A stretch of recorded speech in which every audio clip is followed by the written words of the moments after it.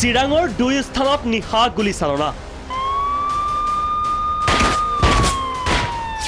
আৰক্ষীৰ গুলীত দুই ডকাইতৰ গুলীত যুৱক নিহত সোমবাৰে নিশা জিলাখনত প্ৰথমটো গুলীচালনাৰ ঘটনা সংঘটিত হয় কুংৰিং নামৰ ঠাইত আৰক্ষীৰ সৈতে মুখামুখি সংঘৰ্ষ ডকাইতৰ চিৰাং আৰক্ষীৰ গুলীত নিহত হয় দুটা ডকাইত নিহত ডকাইত মহন্ত নাৰ্জাৰী সহ আৰু এটা ডকাইত আৰক্ষীৰ গুলীত দুটা দুৰ্ধৰ্ষ ডকাইত আহত হৈছিল যদিও চিকিৎসালয়ত ডকাইত দুটাক মৃত ঘোষণা কৰে চিকিৎসকে এই ঘটনাত আহত হয় চিৰাঙৰ উপ আৰক্ষী অধীক্ষক প্ৰকাশ মেধি সোঁহাতত দুটাকৈ গুলী লাগে প্ৰকাশ মেধিৰ মহন্ত নাৰ্জাৰী সি তাত থকা বুলি খবৰ পায় আমাৰ পাৰ্টি আমাৰ অপাৰেশ্যন লঞ্চ হৈছিলে তো সেইটো অপাৰেশ্যনত যেতিয়া হাউচ ইণ্টাৰভেনশ্যন হয় তেতিয়া ভিতৰৰ ফালৰ পৰা ফায়াৰ কৰাত আমাৰ এডিশ্যনেল এছ পি প্ৰকাশ মেধিৰ সোঁহাতত গুলী লাগে লগৰ যেতিয়া ৰিটেলিটৰী ফায়াৰিং হ'ল তেতিয়া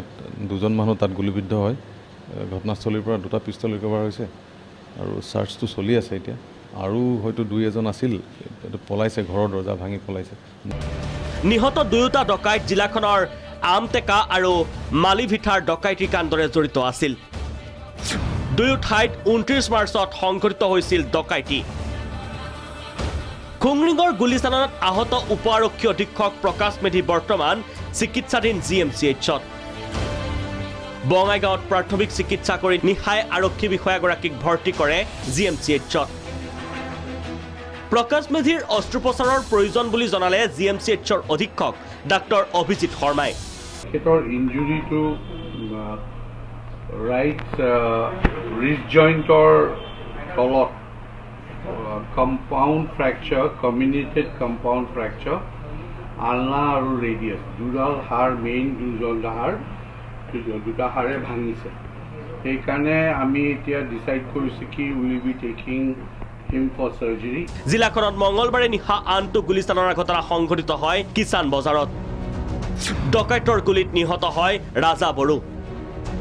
কিষাণ বজাৰ কামাৰগড়ৰ বাসিন্দা তথা নিহত ৰাজা বড়োৰ ভিনীহিয়েক মনোৰঞ্জন নাৰ্জাৰীৰ ঘৰত প্ৰৱেশ কৰিছিল দুই দুৰ্বৃত্ত মনোৰঞ্জন নাৰ্জাৰীয়ে হুলস্থুল কৰাত দুৰ্বৃত্তই পলায়ন কৰিছিল নাৰ্জাৰীৰ ঘৰৰ পৰা সেই ঘটনাৰ খবৰ ল'বলৈ যাওঁতেই দুৰ্বৃত্তই পথতে গুলীয়াই হত্যা কৰে ৰাজা বড়ো নামৰ যুৱকজনক চালাই মানে আহিল আৰু কি বন্ধুজনৰ তাৰ সৰু ফাই আছে সৰু ফাইটা লৈ আহিছে মানে নিজৰ নহয় মানে ঘৰৰ ভাগিৰ আৰু কি মানে লৈ আহিল আহোঁতে মানে সিহঁতে সেইফালে গ'ল সিহঁতে এইফালে আহি আছে মানে যোগাযোগ হ'ল যোগাযোগ হৈ তাৰমানে ই ডকাইতজনে তাক চিনে বোধহয় সি মানে